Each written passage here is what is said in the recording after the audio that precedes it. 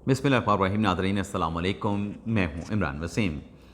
नाज़रीन, दो बड़ी अहम ख़बरें सुप्रीम कोर्ट ऑफ पाकिस्तान से आप नाज़रीन के साथ हम शेयर करने जा रहे हैं। एक ख़बर तो ये है कि 8 जजेस का अक्सरियती फ़ैसला मुस्तरद कर दिया गया। ये क्या मामला है, क्या माजरा है, इसकी तफसीलात आपके साथ हम शेयर करेंगे। और इसके अलावा काजी के फ़ैसले पर सुप्रीम कोर्ट से एक और बड़ी ख़बर, जुमे का दिन भारी पड़ गया, कंपनी यही चलेगी और टापोटाप चलेगी। इस खबर की डिटेल भी प्रोग्राम में आपके साथ हम शेयर करने जा रहे हैं। लेकिन ब्लॉग का आगाज़ करने से पहले आप नाजरीन से चैनल सब्सक्रिप्शन की दरख्वास्त करेंगे कि जिन दोस्तों की जानिब से अभी तक हमारे चैनल को सब्सक्राइब नहीं किया गया, उनसे दरख्वास्त होगी कि चैनल को सब्सक्राइब कर लें, बेल आइकॉन का बटन प्रेस करें। और अगर आपको हमारी वीडियो पसंद आती है तो इसे लाइक भी करें और शेयर भी करें। सबसे पहले खबर नाजरीन, जो NA 97 तांदलिया वाली का जो मामला है, जिस पर मुस्मिक नवाज़ के जो कैंडिडेट थे अली गौहर बलोच, जिनकी नज़रसानी की दरख्वास्त पर आज सुप्रीम कोर्ट के 2 रुकनी बेंच ने समाअत की है और समाअत करने के बाद फ़ैसला भी सादर फरमा दिया गया। आज की इस अदालती कार्रवाई की डिटेल आप नाजरीन की खिदमत में आपके सामने पेश करने से पहले आपको बताते जाएँ कि पीर के रोज़ भी ये मुकदमा chief justice of Pakistan justice Qazi Faez की अदालत में ज़ेर समाअत आया था। और उस समाअत में काजी फ़ायज़ा साहब ने कहा था कि ये जो नज़रसानी हमारे बेंच के सामने लगी है, पहले तो 2 रुकनी बेंच ने सुना था, अब ये केस हमारे सामने लगा दिया गया है। तो लीगी रहनुमा अली गौहर बलोच के जो वकील थे, उनकी तरफ से भी कहा गया कि बिल्कुल ये अमीनुद्दीन खान साहब के बेंच ने केस सुना था और अब ये आपके बेंच में लगा दिया गया। तो काजी फ़ायज़ा साहब ने फैसला ये किया था कि ये केस उसी बेंच में लगाया जाए, नज़रसानी का, जिस बेंच ने पहले जो मेन पटिशन थी, जो मेन अपील थी लाहौर हाई कोर्ट के फैसले के ख़िलाफ़, उस बेंच के सामने लगाया जाए। तो जुमे का दिन मुकर्रर किया गया था आज अमीनुद्दीन खान साहब की सरबराही में 2 रुकनी बेंच, जिसमें जस्टिस नईम अख्तर अफ़गान शामिल थे। जब अदालती कार्रवाई का आगाज़ हुआ तो लीगी रहनुमा शहजाद शौकत के वकील रोस्टम पे आए और उनकी जानिब से कुछ नए डॉक्यूमेंट जो है वो अदालत के सामने पेश किए गए। पहले तो उन्होंने बताया कि जो साउदुल्ला बलोच हैं NA 97 से, उन्होंने 72,614 वोट हासिल किए थे और अली गौहर बलोच ने 70,311 वोट हासिल किए थे और मजमूई तौर पे जो वोटों का फ़र्क था वो 2,303 वोटों का था, जो कि 5% से, यानी अगर 5% से जीत का जो मार्जिन है वो कम होता है तो आप रीकाउंट की एप्लीकेशन दे सकते हैं। जब रीकाउंट की एप्लीकेशन की बात की तो अमीनुद्दीन खान साहब ने उनसे ये पूछा कि आपकी जो रीकाउंट की एप्लीकेशन है वो किधर है, वो दिखाएं। तो शहजाद शौकत साहब ने रीकाउंट की एप्लीकेशन जो रिटर्निंग अफीसर को देने का दावा किया गया था वो एप्लीकेशन दिखाई। तो इस पर अमीनुद्दीन खान साहब ने, नईम अख्तर अफ़गान साहब ने कहा कि इस दरख्वास्त के ऊपर कोई डेट नहीं है, ये विदाउट अनडेटेड एप्लीकेशन है। जिस पर शहजाद शौकत साहब ने कहा कि हमने जो रिटर्निंग अफीसर को दरख्वास्त दी थी, दरअसल रिटर्निंग अफीसर का जो रवैया हमारे साथ था वो बड़ा अवेसर था, बड़ा टाल मटोल वाला, बड़ा गुरेज अमेज़ था। तो हमने रिटर्निंग ऑफिसर के ऑफिस से जो रिकॉर्ड हासिल किया है, वो रिकॉर्ड ये बताता है कि हमारी दरख्वास्त जो है वो 9 फरवरी को रिसीव की गई और उसको पुट किया गया, फॉरवर्ड किया गया एडिशनल असिस्टेंट रिटर्निंग ऑफिसर को। तो इस पे अमीनुद्दीन खान साहब ने कहा कि आप इस स्टेज के ऊपर, जब हम पहले इस केस का फैसला कर चुके हैं, नए डॉक्यूमेंट्स आप नज़रसानी की स्टेज के ऊपर आप फाइल नहीं कर सकते। और यही बात जस्टिस नईम अख्तर अफ़गान साहब ने भी कही कि 21 अगस्त को जब हमने इस केस का फैसला किया था तो जो हमारे सामने वकील मौजूद थे, आज तो शहजाद शौकत साहब आए थे, अफ़गान साहब ने कहा कि उस वक्त हसन रज़ा पाशा साहब थे और हसन रज़ा पाशा साहब ने अपने दलाइल में ऐसी कोई बात नहीं की थी कि कोई इजाफी दस्तावेज़ात भी हैं, तो कोई डॉक्यूमेंट्स अदालत के सामने प्रोड्यूस करने के लिए एडजर्नमेंट जो है वो नहीं मांगी गई थी। अब आप ये कोई सर्टिफिकेट कापी लेके आए हैं तो इसको इस स्टेज के ऊपर हम कैसे एक्सेप्ट कर लें। तो हसन रज़ा पाशा भी कमरा अदालत में मौजूद थे, उनकी तरफ से कहा गया कि नहीं, मैंने ये दरख्वास्त की थी कि रिटर्निंग अफीसर से आप रिकॉर्ड मंगवा लें। नईम अख्तर अफ़गान साहब ने कहा कि ये जो आप इस स्टेज के ऊपर बात कर रहे हैं तो हम ऐसी कोई ऑब्जर्वेशन नहीं देना चाहते, लेकिन फिर बाद में उन्होंने दबे लफ्ज़ों में जो बात कही कि हो सकता है कि आपको रिटर्निंग अफीसर ने ऑब्लाइज कर लिया हो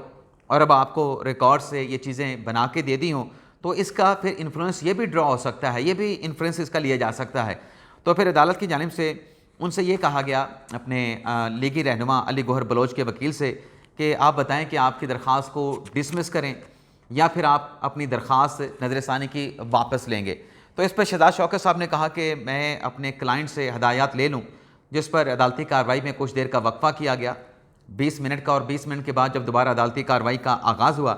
तो फिर अदालत को यही बताया गया कि आप मेरिट के ऊपर हमारी अपील जो है वो डिसमिस कर दें। अमीनुद्दीन खान साहब ने अलबत्ता ये अपील डिसमिस करते हुए नज़र सानी की ये ज़रूर कहा कि ये जो आप डॉक्यूमेंट्स लेके आए हैं आपका ट्रिब्यूनल का अच्छा केस बन सकता है, लेकिन हम नज़र सानी में इन दस्तावेज़ात का जायज़ा नहीं ले सकते। जिस पर शहजाद शौकत साहब ने कहा कि अब तो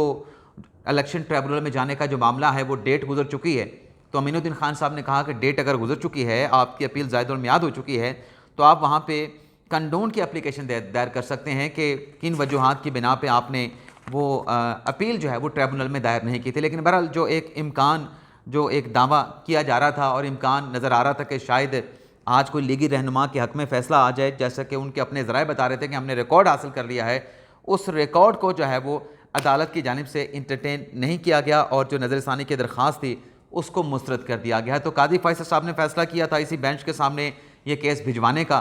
कि अमीनुद्दीन खान साहब वाला बेंच इस केस को सुने। तो कादी साहब के इस फैसले पे जब ये बेंच बैठा है तो बड़ी खबर यही आई है कि लीगी रहनुमा की नज़रसानी एक्सेप्ट नहीं हुई बल्कि उसको मुस्तरद कर दिया गया। अब आ जाते हैं नाज़रीन हमारे ब्लॉग की जो दूसरी अहम खबर है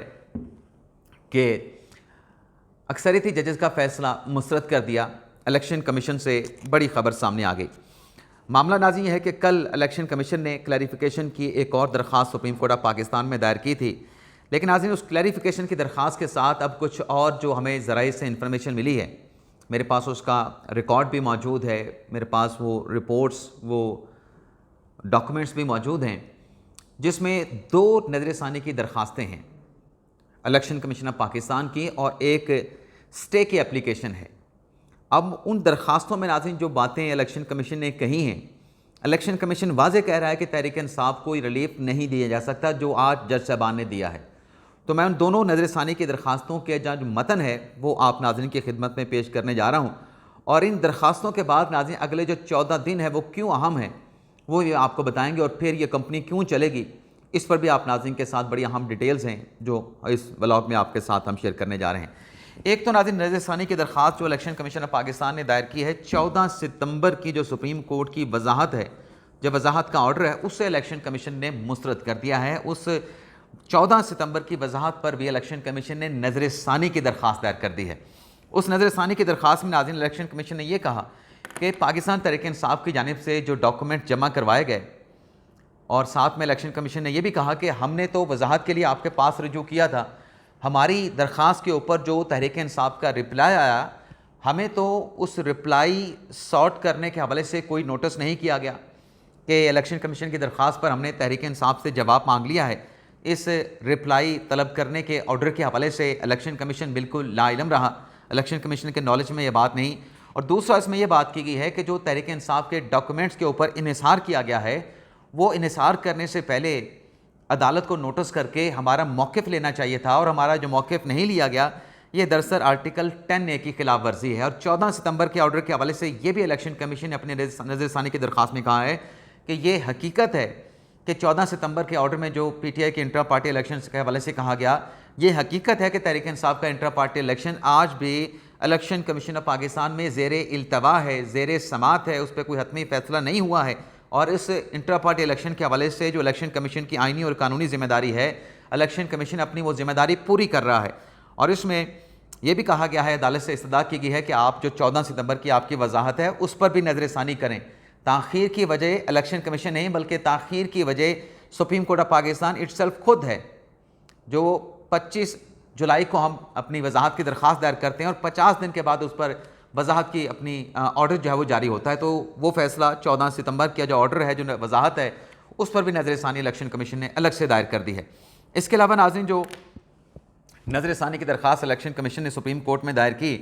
उस नज़रसानी की दरख्वास्त में अब इलेक्शन कमीशन ऑफ पाकिस्तान ने जब से ये तफसीली फ़ैसला ग़ालिबन 23 सितंबर को जारी हुआ है, उस 23 सितंबर के फैसले को पढ़ने के बाद एडिशनल ग्राउंड सुप्रीम कोर्ट में जमा करवा दिए हैं। अब वो एडिशनल ग्राउंड नाज़रीन क्या हैं? वो एडिशनल ग्राउंड नाज़रीन नज़रसानी में इलेक्शन कमीशन के ये हैं कि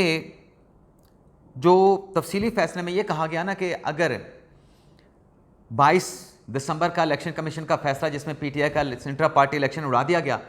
तो उस फैसले को पेशावर हाई कोर्ट ने 26 दिसंबर को सेटिसाइड कर दिया था। और फिर उसके बाद 26 दिसंबर से लेके 13 जनवरी तक फिर वो फैसला बरकरार था और जो बैरिस्टर गौहर अली ख़ान थे वो पाकिस्तान तहरीक इंसाफ के चेयरमैन थे। तो उस पर इलेक्शन कमीशन ने ये कहा है कि जब हतमी फ़ैसला हो जाता है तो हतमी फ़ैसला होने के बाद जो इंटरम रिलीफ मिला होता है वो हतमी फ़ैसले में जो है वो मर्ज हो जाता है। और इसमें यह कहा गया है कि जब 13 जनवरी को सुप्रीम कोर्ट का फैसला आ गया इंट्रा पार्टी इलेक्शन के हवाले से,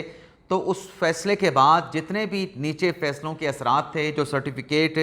बैरिस्टर गौहर अली ख़ान ने दिए थे, जो टिकट्स दिए थे, वो तमाम के तमाम जो इक़दाम उठाए गए, जो सर्टिफिकेट दिए गए, जो बैरिस्टर गौहर अली ख़ान ने इलेक्शन के हवाले से फ़ैसले किए, वो तमाम के तमाम जो है वो डिफेक्टो डॉक्ट्राइन जो कि सुप्रीम कोर्ट ने डिक्लेयर की है उसमें कवर नहीं होते हैं, उनकी कोई वैल्यू नहीं है। वो तमाम असरात सुप्रीम कोर्ट के फैसले के बाद ख़त्म हो गए। और आगे चल के अपने एडिशनल ग्राउंड में इलेक्शन कमीशन का ये भी कहना है कि तफसीली फ़ैसला जो सुप्रीम कोर्ट ने जारी किया 23 सितंबर को, उसमें जो आज़ाद अरकान के सर्टिफिकेट्स हैं उन्हें सिर्फ पाकिस्तान तहरीक इंसाफ तक महदूद कर दिया गया। और जो 12 जुलाई का सुप्रीम कोर्ट का ऑर्डर है उसमें तो कहा गया था कि ये 41 अरकान जिस मर्जी सियासी जमात में जा सकते हैं, लेकिन तफसीली फ़ैसले में वो किसी सियासी जमात में जाने वाली बात को महदूद करके सिर्फ PTI तक जो है वो लिमिट कर दिया गया। तो ये तो इलेक्शन कमीशन कह रहा है कि सुप्रीम कोर्ट का जो अपना 12 जुलाई का शॉर्ट ऑर्डर है उस ऑर्डर से तफसीली फ़ैसले में आज जज साहबान ने खुद इनराफ कर लिया है। और आगे चल के कहा गया कि सुप्रीम कोर्ट जो है वो आइन की कानून की तशरीह कर सकती है, लेकिन आइन और कानून की तशरीह करने की आड़ में अदलिया जो है वो कॉन्स्टिट्यूशन को रीराइट नहीं कर सकती।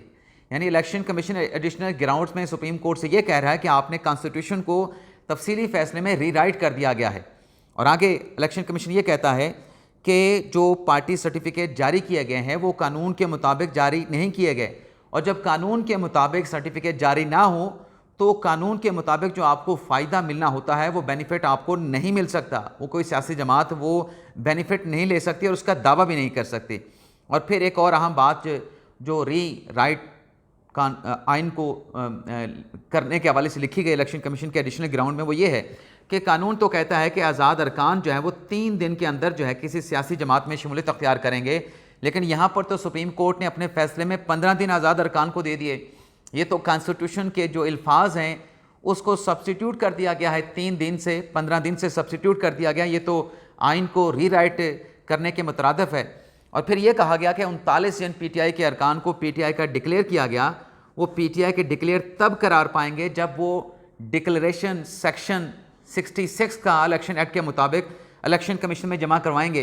तो उनकी तरफ से तो ये सर्टिफिकेट जो है, डिक्लेरेशन जो है सेक्शन 66 का, वो जमा ही नहीं करवाया गया।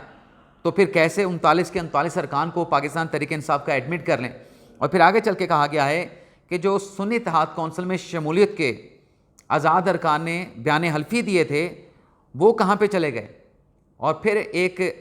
अजम्पशन इलेक्शन कमीशन ने अपने एडिशनल ग्राउंड में 8 जज साहबान के सामने, सुप्रीम कोर्ट के सामने रखी है कि फ़र्ज़ करें इस बात को एडमिट भी कर लें कि जो बैरिस्टर गौहर ने 22 दिसंबर के बाद जो सर्टिफिकेट अपने उम्मीदवारों को तहरीक इंसाफ के कैंडिडेट्स को जारी किए थे वो बिल्कुल दुरुस्त थे। तो उस तनाज़र में भी अगर जो 39 की लिस्ट एक सुप्रीम कोर्ट ऑफ पाकिस्तान ने दी है तो डिक्लेरेशन 66 के सेक्शन 66 का जो डिक्लेरेशन है उसके तो तकाजे पूरे नहीं किए गए PTI के उम्मीदवारों की तरफ से। तो 39 अरकान तो इनके सिरे से बनते नहीं हैं, वो तो तादाद बहुत कम है। और फिर आगे चल के इलेक्शन कमीशन ये भी कहा कि जो रूल 94 को कलअदम करार दिया गया, गैर आइनी करार दिया गया, ये गैर आइनी नहीं, ये आइनी है। और रूल 94 जो है ये तो उस सियासी जमात के ऊपर अप्लाई करता है जिसके पास अपना इलेक्शन सिंबल मौजूद है। तो तहरीक इंसाफ के पास तो इलेक्शन सिंबल भी नहीं था, तो रूल 94 को कैसे गैर आइनी और सेट असाइड करार दे दिया गया। और फिर ये भी कहा गया कि 14 सितंबर को जो डॉक्यूमेंट्स जिनका हवाला 14 सितंबर की वजाहत में किया गया, वो डॉक्यूमेंट जब मेन मुकदमा सुप्रीम कोर्ट में चल रहा था 13 रुकनी बेंच के सामने, वो डॉक्यूमेंट्स कभी भी 13 रुकनी बेंच के सामने पेश नहीं किए गए। लेकिन 14 सितंबर को उन डॉक्यूमेंट्स के ऊपर इन्हिसार किया गया, उन दस्तावेज़ात को मान लिया गया, लेकिन 10A का राइट नहीं दिया गया, फेयर ट्रायल का राइट नहीं दिया गया, इलेक्शन कमीशन से जवाब नहीं तलब किया गया। और जो आर्टिकल 17 की बात की गई है सुप्रीम कोर्ट के तफसीली फैसले में, इस पर इलेक्शन कमीशन का यह कहना है कि आर्टिकल 17 तमाम सियासी जमातों को प्रोटेक्शन फराहम करता है और आर्टिकल 17 में जो बात की गई है उसका यह मतलब नहीं कि एक सियासी जमात कानून को फॉलो ना करें तो उसको तमाम बेनिफिट मिल जाएंगे। अगर एक सियासी जमात आर्टिकल 51 के तकाज़ों को पूरा नहीं करती है तो फिर आर्टिकल 17 का जिक्र करना उसका कोई जवाब इसलिए नहीं बनता है कि बाकी कानूनी तकाजे भी सियासी जमात को पूरे करने होते हैं। और फिर आगे चल के बड़ा कैटेगोरिकली इस एडिशनल ग्राउंड्स में इलेक्शन कमीशन ने कहा है कि तहरीक इंसाफ कोई रिलीफ मखसूस नशिस्तों वाला नहीं मिल सकता।